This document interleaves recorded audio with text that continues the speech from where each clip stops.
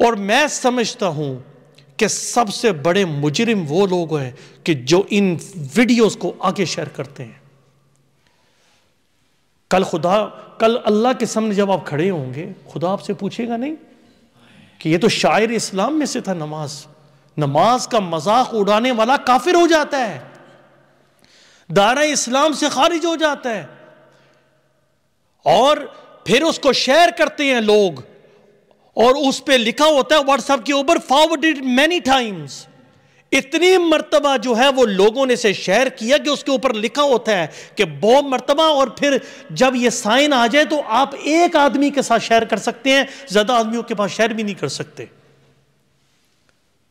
لیکن لوگ، ان کو سمجھ نہیں آتی کہ بنانے والا کون ہے، وہ تو مجرم ہے ہی،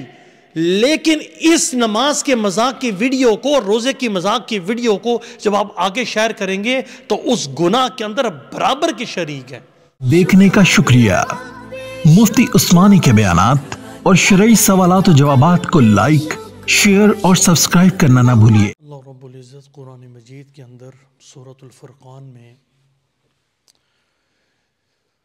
رحمان کے بندوں کی مختلف صفات کو بیان فرماتے ہیں۔ ان میں سے ایک بہت بڑی صفت جو اللہ رب العزت بیان فرماتے ہیں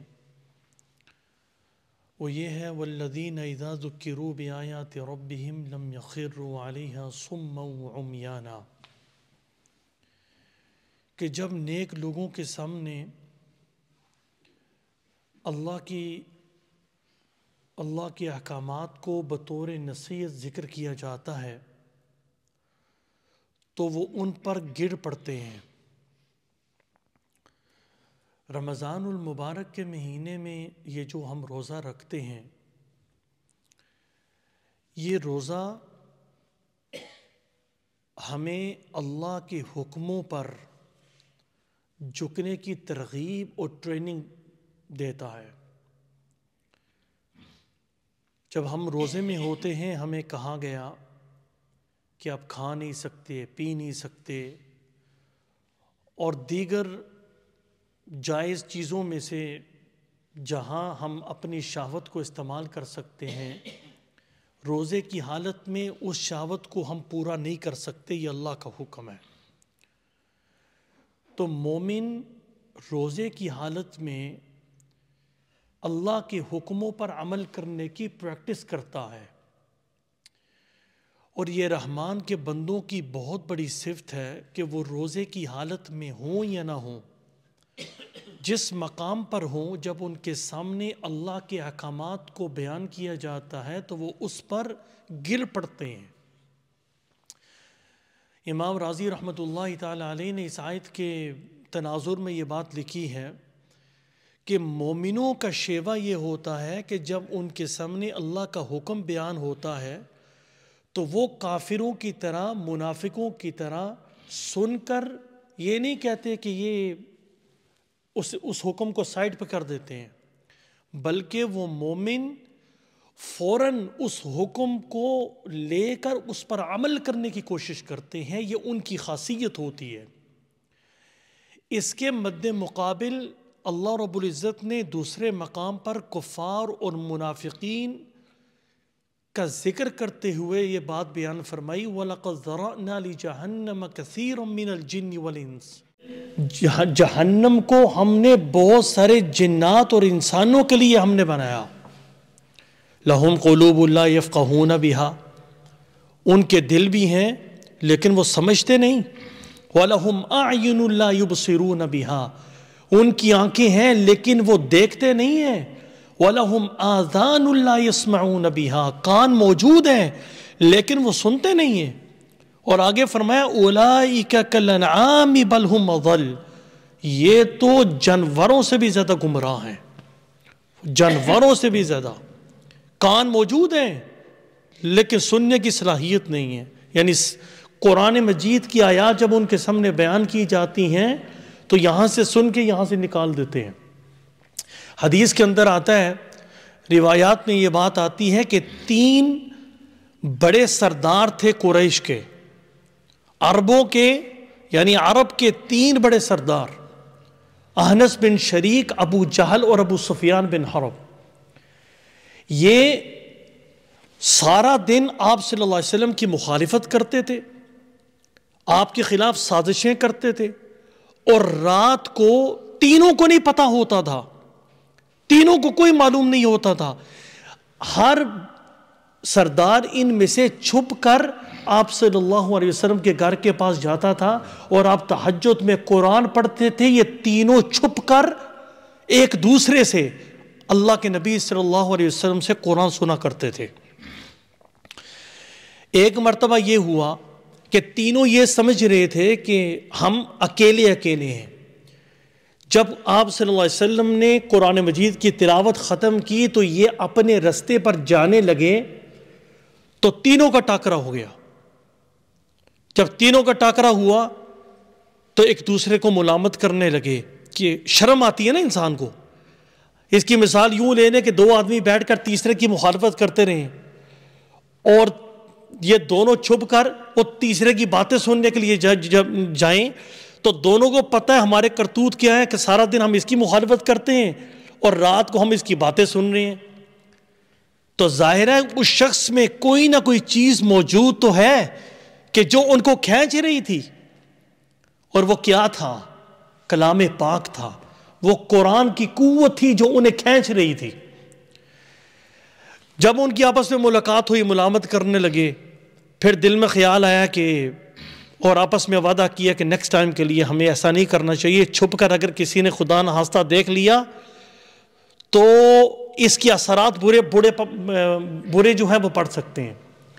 دوسرے دن بھی چھپ کر قرآن سنا، تیسرے دن بھی ایسا ہی واقعہ پیش آیا.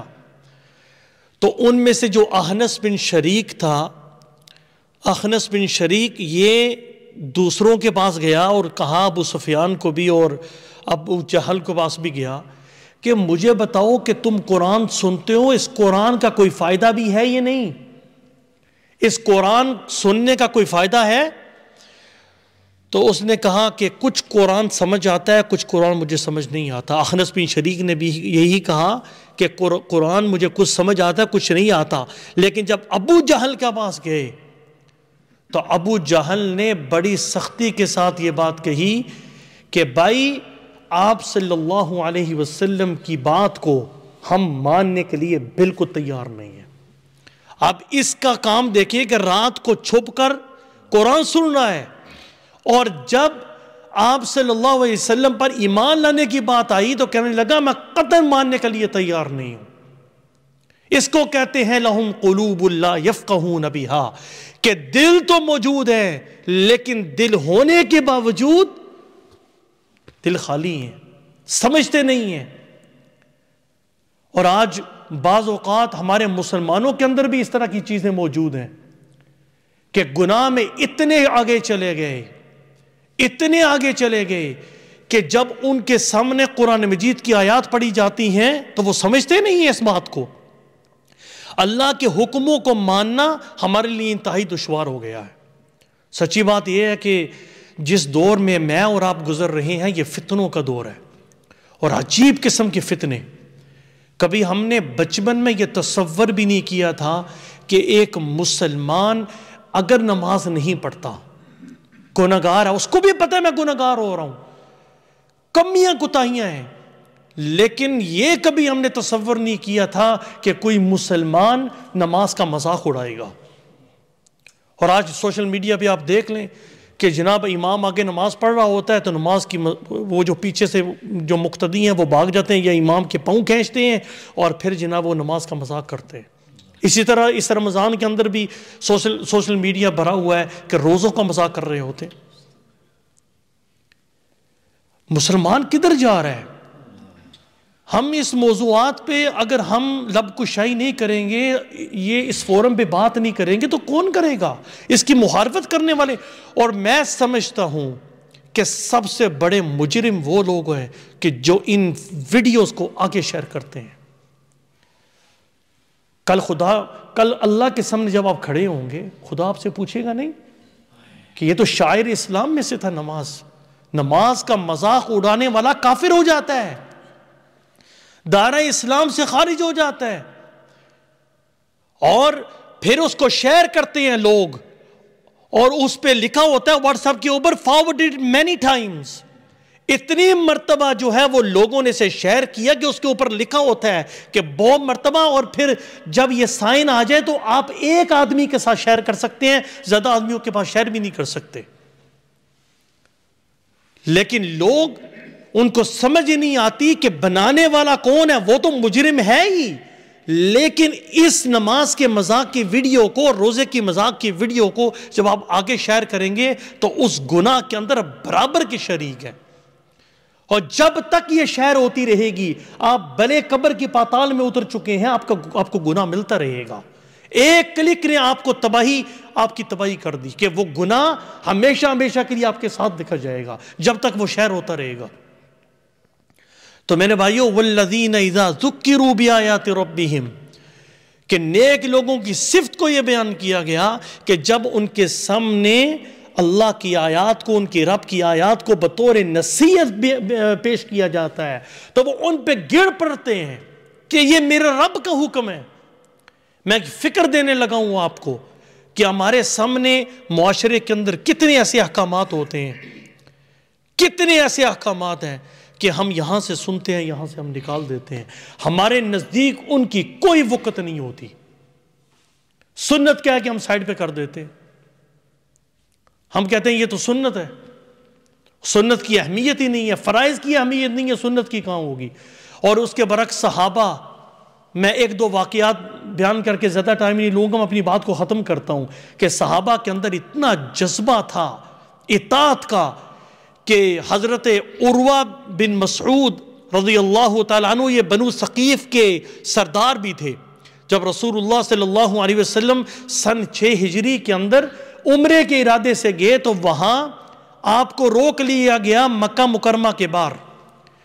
تو آپ صلی اللہ علیہ وسلم نے قریش کے لوگوں کو بتایا کہ بھائی میں لڑنے کے لیے یہاں نہیں آیا ہوں، میں آپ کے ساتھ، میں یہاں عمرہ کرنے کی نیت سے آیا ہوں، اگر جنگوں نے آپ کو ویسے کمزور کر دیا ہے، لیکن اگر آپ جنگ کرنا چاہتے ہیں، پہلے میں تو آئی نہیں ہوں لیکن جنگ کرنا چاہتے ہیں، ہم آخری دم تک آپ کے ساتھ لڑیں گے۔ تو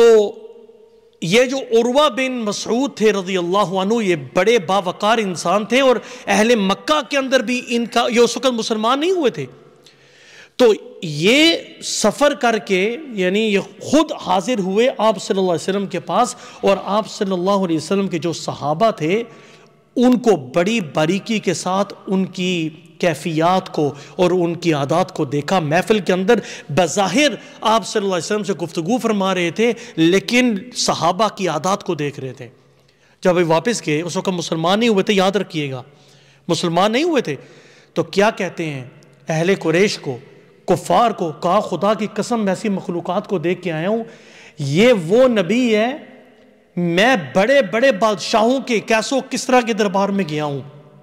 نجاشی کو ملا ہوں، لیکن ایسی عزت میں نے کسی کے اندر نہیں دیکھی کہ وہ پیغمبر ابھی تھوکتے نہیں ہیں تو صحابہ کے ہاتھ یہاں ہوتے ہیں کہ وہ زمین پہ آپ کا تھوک نہ گرے، وہ تھوک اپنے ہاتھوں پہ مل کے اپنے چہروں پر بطور تبرک مر رہے ہوتے ہیں۔ آپ وضو کرتے ہیں، وضو کے قطرات زمین پہ نہیں گرتے، صحابہ کے ہاتھ یہاں ہوتے ہیں۔ میں نے ایسا عشق کرنے والی، میں نے ایسی عشق کرنے والی مخلوق زندگی بھر کبھی نہیں دیکھی، اور ہے بھی اس وقت مسلمان بھی نہیں ہوئے تھے۔ جب غزوہ طائف سے واپس آئے تو یہ رسول اللہ صلی اللہ علیہ وسلم کے پاس مدینہ منورہ پہنچے، اسلام قبول کیا اور کہا کہ اللہ کے رسول مجھے اجازت دیجئے میں اپنے قوم کے لوگوں کو جا کے دعوت دوں، میں ان کو دعوت دوں۔ آپ صلی اللہ علیہ وسلم نے فرمایا کہ واپس نہ جاؤ، تمہارے جو لوگ ہیں وہ تمہیں قتل کر دیں گے۔ تو ان کو شاید غلط فہمی ہو گئی کہ میرے قوم کے لوگ مجھ سے بڑی محبت کرتے ہیں، میں ان کا سردار ہوں، میں باوقار ہوں، میں ان کے سامنے جا کے بات کروں گا، اخلاص تھا۔ چلے گئے آپ صلی اللہ علیہ وسلم کی اجازت لے کر، جب وہاں گئے تو لوگ مخالف ہو گئے، تیر اٹھا کے لے آئے، انہوں نے چھت پہ کھڑے ہو کے توحید کو بیان کیا تو انہوں نے وہیں شہید کر دیا، اور آپ صلی اللہ علیہ وسلم نے فرمایا کہ عروہ بن مسعود ثقفی کی جو مثال ہے وہ سورہ یاسین کے اندر اس مومن شخص کی طرح ہے کہ جس نے اپنی قوم کے لوگوں کو توحید کی طرف بلایا اور اس کی قوم کے لوگوں نے انہیں شہید کر دیا۔ تو میرے بھائیو، آج کا میسیج یہ ہے، جب ہم روزہ رکھتے ہیں تو روزہ ہمیں یہ ٹریننگ کروا رہا ہے کہ ہم اللہ کے حکموں پر جھکنا سیکھیں، اس کی مخالفت نہ کریں۔ ایک ہے کہ عمل نہ کرنا، لیکن اس سے بڑا جرم یہ ہے کہ آپ کسی عمل کرنے والے پر انگشت نمائی کرتے پھریں کہ دیکھو جی یار ادھر کوئی اور کوئی کام ہی کو نہیں، 5 نمازہ پڑھتا رہتا ہے، ہر ویلے مسجد بیٹھا رہتا ہے، اس کے پاس کوئی کام ہی نہیں ہے، نمازیں پڑھتا رہتا ہے، اس کے پاس اور کوئی کام ہی نہیں ہے، دین کی باتیں کرتا رہتا ہے۔ اگر آپ کو توفیق نہیں ہے تو کم از کم کسی کو تنقید کا نشانہ نہ بنائیں۔ اس لیے جب آپ تنقید کرتے ہیں کسی نیک عمل پر، تو نیک عمل کا حکم کس نے دیا ہے؟ اللہ نے دیا ہے۔ تو پھر آپ براہ راست اپنے خالق پر انگشت نمائی کر رہے ہیں، جو بہت بڑا اسلامی جرم ہے۔ اللہ رب العزت سے دعا ہے جو کہاں سنا اللہ ہم سب کو عمل کرنے کی توفیق نہ فرمائے۔